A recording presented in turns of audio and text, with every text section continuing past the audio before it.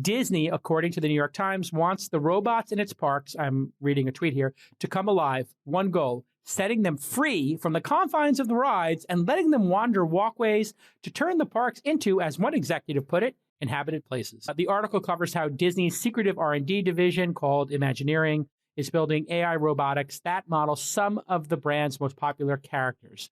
So, a Buzz Lightyear that walks around, hopefully not with a real ray gun, is pretty interesting. According to the article, one of Disney's senior robotics experts, Scott LaValle, came from Boston Dynamics.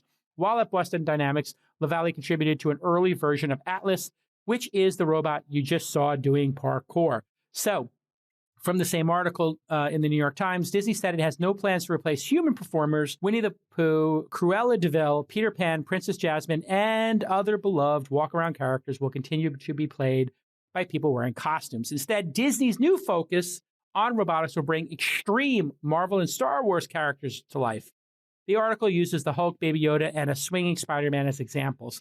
I would put into that also R2-D2. That would be a layup. Maybe, since they own Pixar, Wall-E would be a layup. There's a lot of characters they could do that are not human, and that would be a stormtrooper comes to mind, although that's quite terrorizing, but would be a layup for the folks over at Boston Dynamics. In fact, stormtroopers are not as dexterous in Star Wars as those Boston Dynamics robots are. So they're a little overqualified for the job. The article also references Disney's Project Kiwi, in which they created a fully animatronic Groot. If you remember the Marvel character from Guardians of the Galaxy, who would say, I am Groot. If you're on YouTube, you can actually see the Groot, which we're playing in the background here.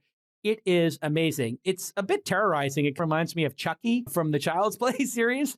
And the interesting thing about Disney's Groot robot is it's not just Groot. According to the article, the Groot robot is a prototype for small-scale, free-roaming robot actors that can take on the role of any similarly sized Disney character. In other words, Disney does not want a one-off. They're going to do this across all of their character lines. So Snow White might be real. The Seven Dwarfs could be robots, obviously. Just like the actors and actresses can change wardrobes, Disney's AI robots will be able to take on new identities, movements, and reactions at the push of a button.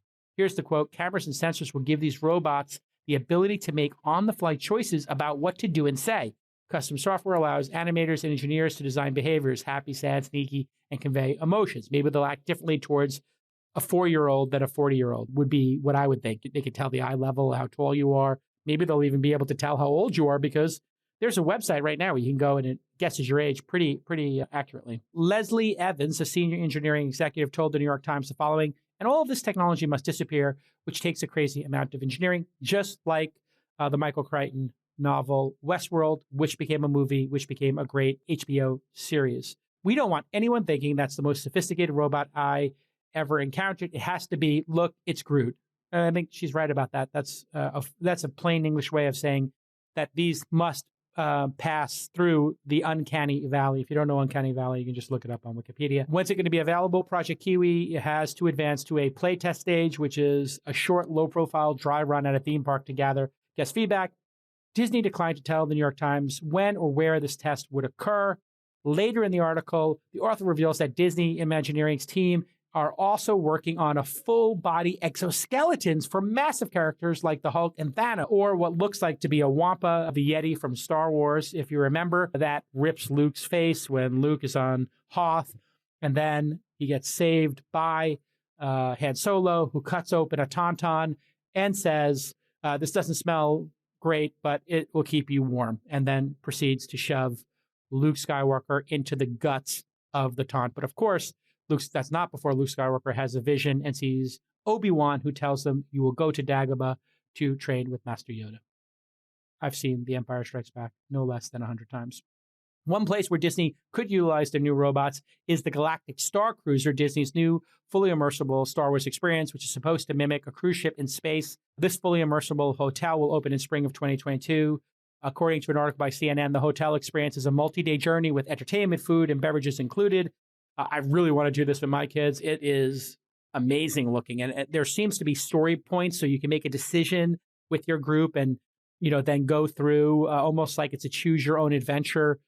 There's a term for this where people do this in person, like nerds, and they get together at hotels and they do like little conventions where they act like characters and there's some storyline. It's like real world Dungeons and Dragons. I think it's called LARPing, live action role playing. Anyway, it's for nerds, and now Disney's going to mainstream it. So cultural appropriation by Disney from the nerds is happening. The prices are bonkers. A 2-night stay is $4,800 for 2 guests in a cabin, $5,300 for 3 guests, $6,000 for guests, which is what I'm paying. So basically $6,000 for a family of 4 for 2 nights. That is bonkers.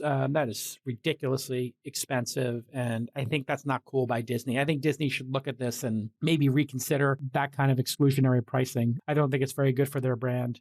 That would be per person, like $1,500. Staying at a hotel and eating meals for a middle-class family going to Disney would probably be, I don't know, $1,500. It'd probably be 25% of that. I think Disney's making a huge mistake here with this. If I was running Disney, I would look at this and say, we'll make it a loss leader until we can't, or just break even on it, and maybe explain that to the public. But that price gouging is just actually gross, I'll be honest. And as I said, it's going to be this like choice dependent experience. So you get to make some light side, dark side consequences, etc. It's wildly overpriced. I'm totally going to do it. I don't like the pricing. I'd rather they charge less. I don't know if there's any way for them to do, it's interesting. Their brand is supposed to be accessible. And this kind of goes against everybody in the world being able to afford to go to Disney. So I don't like it. I do robots, though. I think the robots are going to be awesome. Healthy and happy employees create successful companies. That's a fact. And Calm for Business can help your employees be their best selves at work. Don't I know it? I was one of the early investors in Calm. You can partner with the #1 mental fitness app to provide support and tools for your employees right now. Calm can help kickstart mental well-being initiatives by empowering employees to stress less and to rest better, and finally build resilience. And that's what you need, because work is hard and you're going to get curveballs that are going to get thrown at you, and you don't want to freak out. You want to be calm. So they have an entire library of content specifically designed for the workplace. It includes lo-fi music playlists, quick breathing breaks, guided meditations, and hundreds of soothing sleep stories, which not only do I use it with my kids, and it works brilliantly. They even have programs tailored for mental health and productivity, like their Mindfulness at Work series, which is excellent. Millions of employees at over 600 companies like Lincoln, Iterable, and Universal Studios use Calm for Business today. And your employees are going to feel so cared for when you give them this. That's the great part about it. Calm is offering a free well-being ebook for HR and benefit leaders, and 1 month free after you attend a free demo at calm.com/twist. That's right. You get the free ebook and 1 month free. You just got to attend a demo and see what it's all about. Calm.com/twist. Again, CALM.com. What a domain name. Calm.com/twist.